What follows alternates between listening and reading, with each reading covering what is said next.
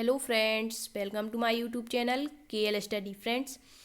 यहाँ पर हम करते हैं डेली सीटेट 2022-23 के लिए ईवीएस के इम्पोर्टेंट क्वेश्चन आंसर। तो आज हमारा जो टॉपिक रहेगा वो रहेगा परजीवी, सहजीवी, सहभोजी और मृतोपजीवी। जो जीव जंतु होते हैं या जो पौधे होते हैं, इनमें किस प्रकार से पोषण होता है और किस जीव में या किस पौधे में कौन सा पोषण पाया जाता है, इससे आपका क्वेश्चन बनता है। तो अभी तक जो सीटेट के एग्जाम्स होते थे वहाँ पर ईवीएस में से क्वेश्चन नहीं बनता था, लेकिन आपके जो 2021 में ऑनलाइन एग्जाम्स कराए गए हैं तो उसमें इस टॉपिक से आपके क्वेश्चन बने हुए हैं। तो इस बार भी इससे क्वेश्चन बनेंगे। तो यहाँ पर हम क्वेश्चनों के माध्यम से सारा टॉपिक, आपका छोटा सा टॉपिक है, इसे पूरा देखिए क्योंकि इंपॉर्टेंट है। यहाँ से आपके 2 क्वेश्चन भी बन सकते हैं, ठीक है। तो यहाँ हम क्वेश्चन के माध्यम से आपका पूरा टॉपिक समझाने का प्रयत्न करेंगे और यहाँ आपको ये अंदाजा भी लग जाएगा कि क्वेश्चन कैसे बनते हैं और क्या क्वेश्चन पूछ सकता है, ठीक। तो सबसे पहले हम क्वेश्चन करने से पहले थोड़ा सा आपको बता दें कि जो जीव होते हैं या जो पौधे होते हैं उनमें 2 प्रकार का पोषण पाया जाता है, ठीक। तो सबसे पहले हम यहाँ लिखते हैं जीव, और इनमें 2 प्रकार का पोषण होता है। कौन कौन सा? तो यहाँ पर आपको इंग्लिश नाम याद रखने हैं, हिंदी में कुछ भी दे दें, इंग्लिश आपको याद रहेगी तो आपका कोई भी क्वेश्चन गलत नहीं होगा। तो 2 प्रकार का पोषण होता है। एक होता है परपोषी, मतलब जो आपके जीव होते हैं वो होते हैं एक परपोषी, ठीक है।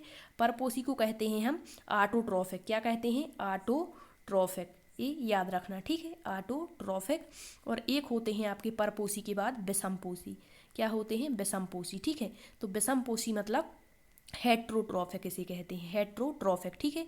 तो ये याद रखना, परपोषी और विषमपोषी। तो परपोषी से नाम से ही स्पष्ट है, परपोषी मतलब दूसरे जीव जंतुओं से अपना भोजन प्राप्त करते होंगे। लेकिन जो विषमपोषी है, विषमपोषी में 4 प्रकार का संबंध पाया जाता है। जो आपके हेट्रोट्रॉफिक है, विषमपोषी जो जीव जंतु होते हैं 4 प्रकार के, और यही 4 संबंध हमें याद रखने होते हैं। यहीं से आपका क्वेश्चन बनता है, ठीक है। तो ये 4 प्रकार कौन कौन से होते हैं? तो यहाँ पर सबसे पहला होता है हमारा सहजीवी। अब आपने आपकी एनसीईआरटी में दिया है कि बगुले और भैंस में कौन सा संबंध पाया जाता है, ठीक है। तो इस तरह से क्वेश्चन पूछ सकता है। तो याद रखना, विषमपोषी में सबसे पहला संबंध सहजीवी होता है। फिर होता है आपका सहभोगी, सहभोगी। तीसरा संबंध होता है आपका परजीवी, जिसे परजीवी कहते हैं। क्या? परजीवी, ठीक है, दूसरे जीवों पर आश्रित। वो परपोषी था, ठीक है, ये परजीवी है। और लास्ट जो चौथा होता है वो होता है मृतोपजीवी, अर्थात मृत जीव जंतुओं पर आश्रित होते होंगे। तो अब हम ये चारों देखेंगे कि ये कहलाते क्या हैं। सहजीवी क्या कहलाते हैं, सहभोजी। अब यहाँ आप कह देंगे साथ साथ जीवन यापन करने वाले, ठीक है। जैसे आपसे भैंस और बगुले का संबंध पूछते हैं तो सहजीवी आप बताते, जो कि बिल्कुल ही गलत होता है, ठीक है। अब हम इसे बिल्कुल बेसिक से जानेंगे क्वेश्चनों के माध्यम से। तो यहाँ हमारा क्वेश्चन नंबर 378 है। इससे पहले हमने 377 क्वेश्चन वाली क्लासें आपको दे दी हैं, जो आपकी एनसीईआरटी में दिए गए टॉपिक हैं, ठीक है। तो आप उनको देख सकते हैं, प्लेलिस्ट में डली हुई हैं। तो देखते हैं क्वेश्चन है कि बेजीव। अब आपको ये समझ आ गया होगा कि जो जीव हैं उनमें 2 प्रकार का पोषण होता है, परपोषी और विषमपोषी, अर्थात एटोट्रॉफिक और हेट्रोट्रॉफिक। अब जो हमारे विषमपोषी हैं वो 4 प्रकार के संबंध पाए जाते हैं उसमें, सहजीवी, सहभोजी, परजीवी और मृतोपजीवी। तो देखते हैं सबसे पहले कि बेजीव या ऐसे जीव जो किसी अन्य जीव पर आश्रित हैं। मान के चलिए 2 जीव हैं, तो ये एक दूसरे पर क्या हैं? आश्रित हैं और उनसे अपना फ़ायदा उठाते हैं। मतलब ये इससे फ़ायदा उठाएगा और ये इससे, मतलब कुछ लाभ ये इसको देगा और ये एक जीव दूसरे को और दूसरा पहले को लाभ देगा, ठीक है। लेकिन जिन जीवों पर ये आश्रित हैं उसी को नुकसान पहुंचा देते हैं। क्या कहलाते हैं? तो वो आपके परजीवी कहलाते हैं। मतलब दूसरे जीव पर आश्रित तो हैं और आश्रित होने के साथ उससे फ़ायदा भी ले रहे हैं, लेकिन उसको नुकसान पहुंचा देते हैं, तो वो कहलाते हैं हमारे परजीवी। यहाँ पर आप लैंग्वेज पर ध्यान देना, थोड़ा थोड़ा सा अंतर होता है, और यदि हम यही समझ लेते हैं तो फिर क्वेश्चन गलत नहीं होगा आपका, ठीक है। तो क्या है कि बेजीव जो किसी अन्य जीव पर आश्रित रहते हैं, उनसे अपना फ़ायदा भी उठाते हैं, लेकिन जिस जीव पर आश्रित हैं उसी को नुकसान पहुंचा देते हैं, वो कहलाते हैं हमारे परजीवी। अब हम इसे एग्जाम्पल के जरिए आपको बताएंगे। नेक्स्ट क्वेश्चन आपका एग्जाम्पल से है। क्या है? कौन कौन से जीव में परजीवी मतलब संबंध होता है? तो वो है आपका अमरबेल, जूं और जोंक। अब आपको बता दें कि जो अमरबेल होती है, क्या है? अमरबेल सभी ने देखी होगी, एक प्रकार की मतलब बेल होती है। तो ये दूसरे पौधे जो होते हैं, मान के चलिए कोई ये पौधा है, तो ये अमरबेल क्या करेगी? इससे अपना लाभ उठाएगी। मतलब इस पेड़ पर, पूरे पेड़ पर ये छाई रहती है, ठीक है।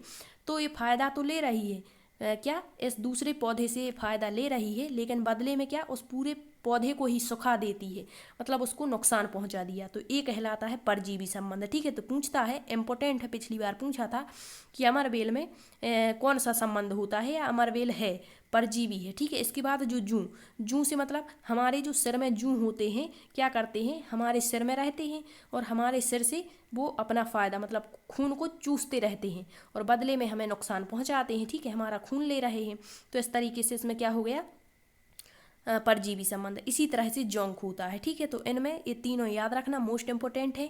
पूछेगा अमरवेल है परजीवी है, जूं परजीवी है और जोंक क्या है, परजीवी। परजीवी आपको बता दिया क्या कहलाता है। नेक्स्ट क्वेश्चन दिया गया है कि किस संबंध में एक जीव दूसरे जीव से लाभ लेता है और बदले में उसे कोई नुकसान नहीं पहुंचाता। यहाँ क्या था, लाभ ले रहा था लेकिन नुकसान पहुंचा रहा था, वो हो गया परजीवी। लेकिन यहाँ नुकसान नहीं पहुंचाएगा, वो कहलाता है हमारा कौन सा संबंध, सहभोजी संबंध। क्या, सहभोजी। अब याद रखना, एक आपकी एनसीईआरटी में क्वेश्चन दिया गया है या टॉपिक है बिल्कुल छोटा सा, तो यहाँ पर क्वेश्चन है कि बगुले और भैंस में कौन सा संबंध पाया जाता है, तो वो सहभोजी संबंध होता है।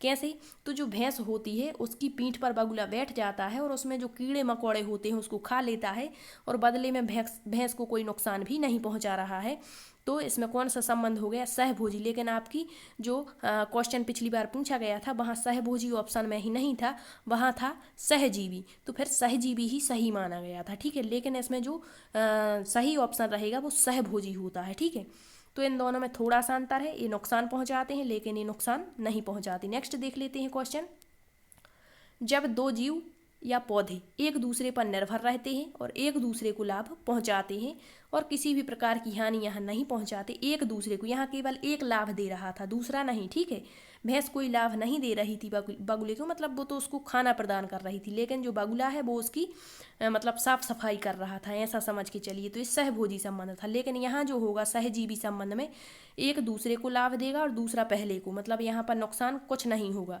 तो ये कहलाता है सहजीवी संबंध। इंग्लिश नाम याद रखना, सिम्बायोटिक इसे कहते हैं। ठीक है, क्या कहते हैं, सिम्बायोटिक। तो आपको बता दें कि सहजीवी संबंध किस में पाया जाता है, तो आपने पढ़ा होगा लाइकेन यूग्लिना। अब एक होता है आपका जो शैवाल और कवक होता है, शैवाल और कवक, इनमें कौन सा संबंध पाया जाता है, सहजीवी, क्योंकि शैवाल जो है इसको सूर्य का प्रकाश प्रदान करवाता है कवक को और कवक वातावरण प्रदान करता है शैवाल को। इस प्रकार से जो भोजन का निर्माण करते हैं, तो इनमें कौन सा संबंध पाया जाता है, आपका सहजीवी, सिम्बायोटिक। मोस्ट इंपोर्टेंट क्वेश्चन है। ठीक है, नेक्स्ट देखते हैं, वे जीव जो अपना भोजन मृत अवशेषों से प्राप्त करते हैं, तो ये नाम से ही स्पष्ट है, मृत जीव जंतुओं से प्राप्त करते हैं, अर्थात क्या कहलाते हैं, मृतोपजीवी, जिसे हम सेप्रोफाइटिक कहते हैं। अब पूछ लेगा मृतोपजीवी कौन कौन से जीव होते हैं, तो गिद्ध और कौआ जो होता है यह मृतोपजीवी। जैसे कोई मनुष्य की डेथ हो जाती है या मृत्यु हो जाती है, तो उसे यदि हम कहीं छोड़ देते हैं खुला, तो गिद्ध और कौए खा लेते हैं, या जो जीव जंतु गाय होती है, पशु जो भी होते हैं,